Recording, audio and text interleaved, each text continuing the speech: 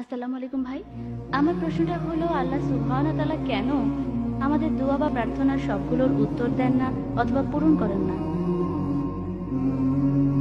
বোন, আপনি প্রশ্ন করলেন যে আমাদের সব দোয়া সেগুলো কেন আল্লাহ সুবহানাহু ওয়া তাআলা পূরণ করেন না। এই প্রশ্নটার উত্তর পবিত্র কোরআনে দেওয়া আছে।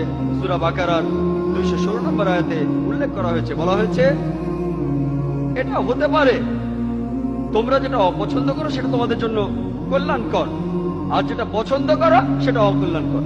আল্লাহ সবকিছু জানেন আর তোমরা জানো না।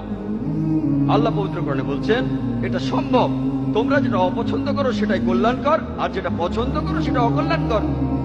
যেমন ধরুন, একজন খুবই ধার্মিক লোক, সে আল্লাহ সুবহানাহু ওয়া তাআলার কাছে দোয়া করলো যে আমাকে একটা মোটরসাইকেল দাও আল্লাহ, তাতে আমার যাতায়াত সুবিধা হবে। আর আল্লাহ সেই দোয়া কবুল করলেন না। আপনি হয়তো বলবেন সে খুব ভালো লোক ছিল, সে খুব ধার্মিক লোক, তার দোয়া কেন কবুল হলো না? আল্লাহ সুবহানাহু ওয়া তাআলা জানেন যদি লোকটার মোটরসাইকেল থাকে সে অ্যাক্সিডেন্ট করতে পারে আর পঙ্গু হয়ে যেতে পারে। আসসালামু আলাইকুম ওয়া রাহমাতুল্লাহি ওয়া বারাকাতুহু। তো আমাকে দেখে যারা হিংসা করে এবং জলে তাদেরকে আমি পরোয়া করি না, কারণ একমাত্র আল্লাহ যদি রাজি থাকেন তাহলে আমার মানুষের হিংসাতে কোনো যায় আসে না।